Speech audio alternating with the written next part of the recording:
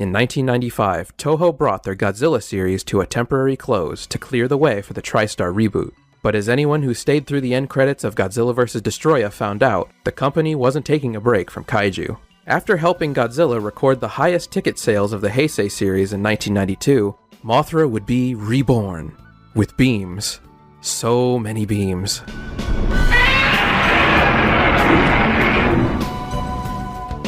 Hey Kaiju fans, I'm Les, and I'll be presenting the Kaiju profile on the Mothras of the Rebirth trilogy.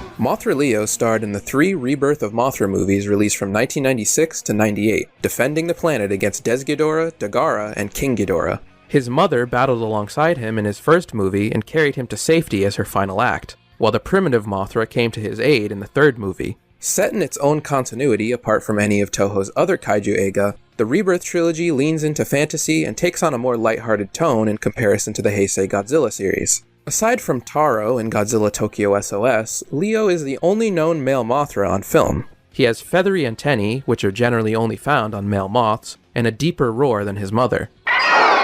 The Godzilla Defense Force Codex also refers to Leo as Mothra's son, though only in the English version. Of course, what this means in a species that reproduces asexually is less than clear. Worth noting is that in the film's international English dubs, Mole and Laura use different pronouns for Leo in every movie. Faster than its mother! The caterpillar became a Mothra and received her power from the 10,000-year-old tree. Look, there it goes again. Mothra? I don't know, he's still out there. Mothra cocooned herself. In Japan, Leo is typically only referred to as Mothra, or New Mothra to distinguish him from his mother. Mothra Leo originated as a fan name in the West, taken from a song of the same name which the Elias sing as he cocoons in his first film. Due to its overwhelming popularity, this name has since been acknowledged by official sources in both the States and Japan. Also, in Godzilla Island, Leo's larval form is called Child Mothra and his mother Parent Mothra.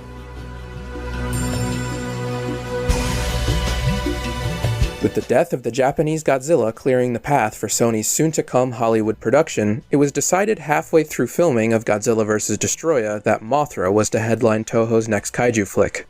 The idea of an imago and larva Mothra teaming up originated in Kazuki Omori's 1990 screenplay for Mothra vs. Bagan. Rather than simply show up for the final battle, however, this larva would hatch in the middle of the film, then become an adult to avenge his mother's death. Takafumi Taniguchi and Masayuki Kurahashi of Bondcraft modeled Mothra Leo's larval form. There were at least 3 separate larvae created for the film: a mechanized radio-controlled type, a guignol, and a larger prop for swimming close-ups. As special effects director Koichi Kawakita was dissatisfied with the movement of the larva from 1992's Godzilla vs. Mothra, he requested that the new mechanized prop be able to move its body in a wave-like motion akin to a real caterpillar. Kawakita ordered an internal mechanism for it from Muron, a company specializing in mechanical modeling. It was built with a gimmick which allowed different parts of its body to move up and down independently through the expulsion of compressed air inside of it. The guignol's facial expressions changed when operated by a wire, while the swimming close-up prop was later refurbished for Godzilla, Mothra, and King Ghidorah Giant Monsters All-Out Attack. While the Mothra imago props from Godzilla vs. Mothra were too badly damaged to be reused, Leo's mother would have an almost identical design save for the improved mouth parts. Tomoki Kobayashi modeled 2 new Mothra props for Toho Eizo Bijutsu, one for close-ups and one for action shots, both less than 1 meter in length. A lower-grade stand-in dummy was also utilized. Toho EB's Special Art Division created 2 more props for Leo's imago stage. The imago props were given more realistic mouths than past Mothra designs. Staff members were told to only touch the imago Mothra Leo props after they had washed their hands, since any dirt would show up in the fur. Concept artist Hideo Okamoto was responsible for the final designs of the 3 Mothras in this movie. The coloration of Leo's wings invoked that which he and his kind protected: the greenery of nature and the earth. Rebirth of Mothra 2 used the same Leo props. They were slightly modified and repainted in order to portray Leo's new rainbow form. The main prop's wings were detachable and could be swapped. Okamoto had drawn up wing patterns for Rainbow Mothra, which didn't quite live up to the Rainbow moniker as much as what the crew ultimately created. Hideo Okamoto, Minoru Yoshida, Shinji Nishikawa, and even Heisei Godzilla suit actor Ryu Hariken all had a hand in the look of Aqua Mothra. The design that won out, one of Yoshida's, balanced features of insects and dolphins with the wings of flying fish. The Illusion Mirage Aqua ability Mothra used to defeat Dagara was not part of the screenplay, but was inserted by the time the storyboards were made in order to set the fight apart from that in the previous film. This was Kawakida's way of finally realizing a battle within a monster's body, an idea he first came up with for the scrapped 1991 Micro Super Battle Godzilla vs. Gigamoth, and continued promoting to Toho for the next 2 years. 2 props were constructed of Aqua Mothra for the second film. The largest one's body was constructed from latex, while its fins were made of vinyl chloride so that they appeared transparent. Additionally, a 3D model was used in a few shots to depict Aqua Mothra, mostly in microform. Rainbow Mothra's appearance would change in his next film without explanation. His primary color-based pattern, actually a scrapped one from Rebirth 2, resurrected for this third installment. The wings were made from a transparent material, allowing the obverse and reverse faces to display the near-exact same painted pattern. Rebirth of Mothra 3 called for new props created by Star Train, the 1:1 scale types with swappable wings, and one 2/3 size model with a built-in mechanism that flapped the wings. The new look was slightly more slender and fuzzy as opposed to the prior Heisei Mothra's plumpy and fluffy appearance. Yasushi Torisawa and Shinji Nishikawa realized the concept art for Rebirth 3. Armor form sketches by Nishikawa presented wings that gave the impression of man-made craft like jets. Torisawa produced a number of striking pieces leaning into a realistic insect look, though only his Ankylosaurus-plated primitive Mothra was selected. Armor and lightspeed designs by Nishikawa were also approved. CG was used again in the third film.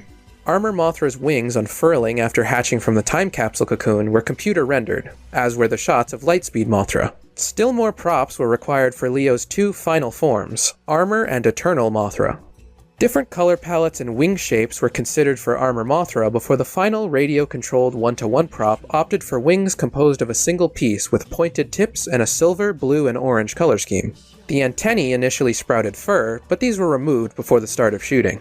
You might have never noticed it, but Armor Mothra does have legs. They're tucked into the chest armor. Oh, and one more thing. A Rainbow Mothra prop was accidentally destroyed during filming. The culprit was the thinner used to create the primitive Mothra's silk, which somehow ignited and set Rainbow Mothra on fire. Once they put out the blaze, the filmmakers retrieved another model and shot the scene again. For hundreds of millions of years since the beginning of life on Earth, world peace had been presided over and maintained by the Mothras. Coexisting alongside a civilization of small humanoids known as the Elias and the fairy Mothras on the paradise-like Infant Island, these guardian deities protected the planet from 2 3-headed space monsters during the Cretaceous period. The young King Ghidorah's invasion 130 million years ago was thwarted by the time-traveling Rainbow Mothra. 3 primitive Mothra larvae arrived and covered him in silk, saving him from the brink of death and preserving him through the ages. Ghidorah's arrival 65 million years ago, on the other hand, was more catastrophic. When the super space demon beast came close to wiping out all life on Earth, the Elias dispatched the Mothra from Infant Island. After 3 days and 3 nights of grueling war, defeat befell Ghidorah. Left with no other recourse, the Elias utilized the power of their seal, indispensable to the prosperity of their race, to confine the demon beast. In the end, their numbers dwindled, as did the divine moths. In the present day, only Fairy, the 3 Elias sisters Mole, Laura, and Belvera, and the parent Mothra remained. As for Leo himself, he's the result of red and blue particles of light released from his mother's body, coming together and forming a giant egg. Not exactly how I recall the birds and the bees. Maybe it's supposed to be metaphorical. Oh, and this is the first and so far only Mothra egg-laying scene ever actually shown. Anywhere. Despite Mole's insistence that it was too early to be born, Leo, imbued with a strong will, burst out of his egg, ready to come to his mother's aid.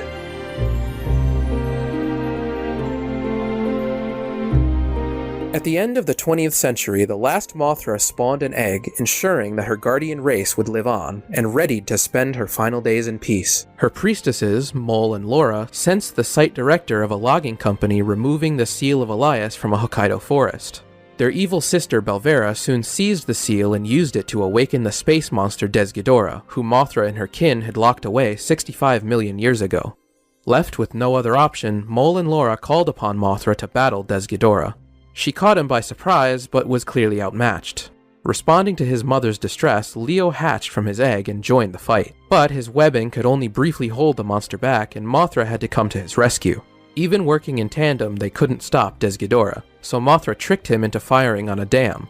As the waters washed him away, she carried her son out to sea, but soon succumbed to her injuries. Leo could only watch as his mother sank beneath the waves. He traveled to Yakushima Island to metamorphose, building his cocoon around the 10,000-year-old Jomon Sugi tree.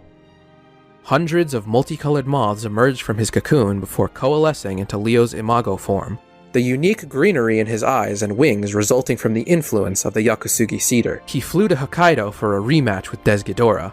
This time he had an overwhelming edge in speed, firepower, and even raw strength, and put the three-headed monster out of commission with the Shine Strike Buster. Mole and Laura used the seal, which they had regained from Belvera with the help of the site director's children, to trap Desghidorah once more. Leo restored the forest to its former resplendent state before returning home to Infant Island. A year later, Mole and Laura summoned Mothra Leo to battle Dagara. Created by the ancient civilization of Nilai Kanai, he was infesting the Okinawan waters with toxic starfish called barem. Leo's sparkling pile load seemed to give him the advantage, repelling a vicious sneak attack from Dagara and driving him deeper and deeper into the ocean. But from there, he unleashed a thundering toxic crimson vortex covering Leo and barem. Mole and Laura tried to dislodge them with lasers from their hands, but there were far too many. Dagara tackled Leo into the Nilai Kanai pyramid, felling a statue, and dragged him underwater. The remaining statues imbued Leo with a temporary burst of strength and fired on Dagara, burying him under rock. Leo managed to surface and collapse on top of the pyramid. Sprouting two new shoulder cannons, Dagara soon renewed his attack on Leo from underwater. The statues granted him another burst of energy to knock Dagara back. Shiori, one of Mole and Laura's human allies, presented Leo with Gogo, the living treasure of Nilai Kanai. The little creature began to glow and floated above Leo, giving his life to transform him into Rainbow Mothra. Dagara was no match for this new form, his rays reflecting off an invisible shield. Flying low to the water, Mothra cleared a dry path for the humans to run to shore. Dagara retreated underwater, but this time his opponent followed him, shifting into Aqua Mothra. After a withering barrage of beam attacks, he changed into a swarm of smaller Mothras and swam inside Dagara's mouth, ravaging him from the inside. Reforming outside Dagara's body, he lifted the motionless monster out of the water and dropped him on top of the pyramid, setting off a tremendous explosion. As flames consumed the pyramid, Mothra transformed it into water and collapsed it with a single slice of his wing. King Ghidorah, a space monster who invaded Earth 130 million years ago, returned in a meteor and began abducting children across Japan. Rainbow Mothra challenged him before he could feed upon them, but an invisible barrier around Ghidorah blunted the impact of his rays. Ghidorah returned fire with his gravity and anti-gravity beams, badly injuring him, then stomped him into the ground. Mothra was helpless as Ghidorah threw him into the air and sent him flying with another volley of gravity beams. Mole and Laura tried to distract him, only for him to place Laura under his control. After she tried strangling Mole, she fell into Ghidorah's dome. Recovering from the battle, Mothra told Mole that the only way to defeat Ghidorah was to travel through time back to his first attack on Earth, when he was significantly weaker. Mole sang to power his journey as he shifted into his Aqua Mothra form, then Lightspeed Mothra, but at the cost of her life. Mothra quickly found the younger Cretaceous King Ghidorah, and as he rained down attacks, the Ghidorah in the present began to feel pain. One cross-heat laser rainbow blasted off part of Ghidorah's tail, and an alarmed pair of dinosaurs watched it burrow underground. But the younger Ghidorah was still a formidable opponent, and his fireballs began to wear Mothra down. In the present, Mole's ally Shota told Laura that her sister's last request was for her to help Mothra, and she returned to her senses. As he neared death, Laura's song imbued him with strength. He paralyzed Ghidorah with Excel Shining Field rainbow powder, then carried him into the active Mount Fuji. In the present, Ghidorah and the dome both vanished. As Laura and Belvera mourned Mole, 3 primitive Mothra larvae came upon the fallen Mothra and cocooned him with their Excel strings. Suddenly, Ghidorah burst out of a meteor in the present again, having regrown his body from the tail Mothra shot off. As Laura and Belvera bravely battled Ghidorah, Mothra's cocoon burst out of a hillside and opened to reveal his new form, Armor Mothra. Ghidorah was completely outmatched, his gravity beams useless. After slicing one of his wings off, Mothra energized himself and flew through Ghidorah, causing him to crystallize and explode. Mothra shed his armor, becoming Eternal Mothra, and combined his power with the Elias sword to revive Maul. With the dome gone, the abducted children rushed to be reunited with their parents. They waved goodbye to the Elias and Mothra. Before Rebirth of Mothra 2 premiered, Mothra Leo began crawling around the small screen on Godzilla Island. His mother battled the likes of Batra, Destroya, and a giant Exilian laser cannon in the early episodes. Leo was primarily a background character until the 6th story arc, which saw his mother sacrifice herself to drop Hedorah into a volcano. Leo emerged from his cocoon months later when Hedorah returned, and helped Godzilla dry him out with red antennae beams and wing lightning. In the 15th story arc, he fought Godzilla to a draw in defense of his newly hatched sibling who had been corrupted by Batra.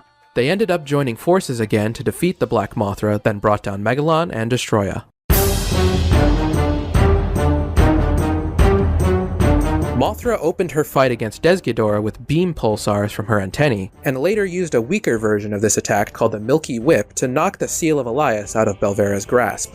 Her other signature technique was the pressure field, scales and lightning bolts from her wings. Unlike the Heisei Mothra, her scales did not redirect Ghidorah's rays. She could also shoot lightning from the top of her wings. Beyond beams, Mothra had a number of tricks for close quarters combat. She could increase her flight speed to Mach 80 with flash dash, discharge energy from her body with direct impact, and channel electricity through her claws with the stun trigger. She could also lift up to 20,000 metric tons. That brings us to Leo himself. He and his mother were both highly intelligent and possessed psychic powers. As a larva, Leo had two forms of attack: the Petite Railgun, a blast of blue-green energy fired from his underbelly, and Excel Strings, which had a rainbow aftershock. The primitive Mothra could also spit this webbing, but luckily for Rainbow Mothra, theirs had no aftershock. Anyway, while Leo was powerful enough to get Ghidorah's attention in his larval stage, his limited durability meant he needed his mother's help to survive the encounter. While his fake reflection technique allowed him to blend in with the forest for a while, Ghidorah's flames exposed him. He could swim at 130 kilometers per hour, dropping to 40 to 60 kilometers per hour on land, while the primitive Mothras traveled at a sustained 60. So vast was Leo's arsenal as an imago that he only used 2 attacks against both Ghidorah and Dagara, his signature cross-heat lasers and the Excel Shining Field. Like his mother, he combined the latter with lightning bolts from his wings. His Petite Railgun upgraded to the Sparkling Pile Load, which sent Dagara flying through the air and vaporized huge swaths of ocean. He made Ghidorah's life miserable with a Sparkling Pile Load variant, and by transforming into a swarm of Crystal Mothras, an illusion mirage. His finisher was the Shine Strike Buster, spinning above his opponent to unleash rings of energy, then crafting a giant lens to focus the sun's rays into an Independence Day-style laser. After the battle, he restored the forest to its original splendor with a pulsophonic shower. He also had a couple of rays without flashy names, antennae lasers, and a traveling energy field granted by the Nilai Temple. Leo could increase his already staggering Mach 15.5 flight speed to Mach 85 with the Excel Dash, getting the better of Ghidorah in a head-on collision. That was his greatest feat of durability against the Super Darkness monster. Dagara laid him low with the thundering toxic Crimson Vortex, but he withstood an incredible amount of punishment after that. Upon becoming Rainbow Mothra, he generated a shining shield similar to his mother's pressure field, which deflected all of Dagara's attacks, though it was useless in the next movie. His upgraded cross-heat laser Rainbow drove the sea monster underwater and later severed one of Cretaceous King Ghidorah's tails. In ROM 2, he uses Sparkling Pile Load Rainbow to vaporize large swaths of water, though the beam isn't visible. He uses it more clearly against King Ghidorah in the following movie. After transforming back from his Aqua form, he dropped Dagara onto the Nilai Temple with his psychokinetic Aurora power, then liquefied them with a Rainbow Buster. Rainbow Mothra debuted one more upgraded technique in Rebirth of Mothra 3, the Excel Shining Field Rainbow.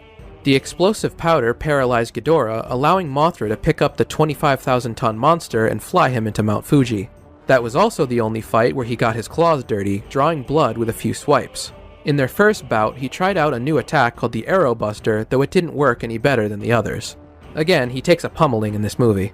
Gravity beams, anti-gravity beams, a flying stomp, fireballs, having chunks of his wings ripped off. He really earned that 130 million year rest. Aqua Mothra could swim at 200 knots.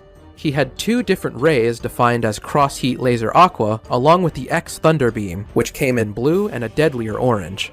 He retained an Aqua Shield, though it merely absorbed attacks. He all but finished Dagara with Illusion Mirage Aqua, the Micro Mothra's Shine Formation attack devastating his organs and Barem. After that, his Space Miracle Force Psychokinesis lifted him out of the water. Aqua Mothra returned briefly in Rebirth of Mothra 3 as an intermediary form for Lightspeed Mothra, who could, with Maul's assistance, fly at sub-light speeds to travel through time. Armor Mothra lost a bit of flight speed, dropping to a mere Mach 15, but gained overwhelming offense and defense. King Ghidorah threw everything at him, even a gravity beam triple tornado, and he kept coming. His armor cross-heat laser broke through the three-headed monster's barrier, but he dealt even more damage with the armor wing cutter, which lived up to its name by removing one of Ghidorah's wings in 2 hits.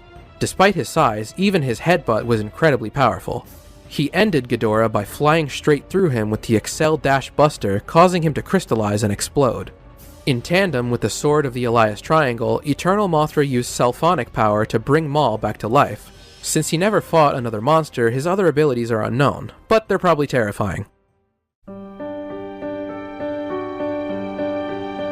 Here's a couple of cute bits from the set of the Rebirth of Mothra trilogy that aren't quite at home in the design section, but we still wanted to share. When shooting the scene of the dying parent Mothra and her child, Assistant Special Effects Director Yosuke Nakano was initially in charge of manipulating the props. For whatever reason, it didn't work out, and Mr. Kawakita got in the big pool himself and took charge of the performance. He stated that he worked very hard on the scene with the intention of properly depicting the love between parent and child.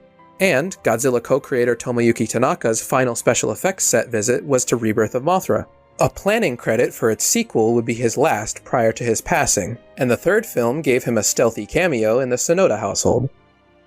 In 1998, Tentomushi Comics published Outrageous Flying Mothra, a wacky, extremely loose retelling of the trilogy. Highlights include Larval Leo wearing a Godzilla mask when he hatches, an underwhelming Illusion Mirage, Rainbow Mothra disguising himself as a tree, Armor Mothra faltering under his own weight, and a Mecha Mothra cameo. The magazine Bessotsu Kodokoro Comic also printed more straightforward manga adaptations of all 3 Rebirth of Mothra films, but stupidly never collected them in paperback, so none of us own them. Leo's video game debut was Mothra Tamagotchi in 1997, followed in 1998 by Mothra Dream Battle for the Dreamcast VMU, which makes a brief appearance in Rebirth of Mothra 3. You'd think, with a move list so enormous it almost gives Tekken a run for its money, that he'd be found all over, but forms of his have only featured in 4 Godzilla games. Trading Battle, Kaiju Collection, the only video game to have Primitive Mothra in it, Defense Force, and Battle Line, plus the Monster Strike and Pokémon Dungeons collaborations. Strangely, Save the Earth put Rainbow Mothra on the cover, but based the Mothra in the game on the 1992 version. We don't have any proof that Mothra Leo's name was inspired by the Western Zodiac. Still, it's interesting to note that the original Mothra hit Japanese theaters on July 30th, meaning the character was born under the sign of Leo. So wait, it's all Leo? そうだよ。 That's all we have for Mothra Leo & Co. I've been Les, and thank you for watching.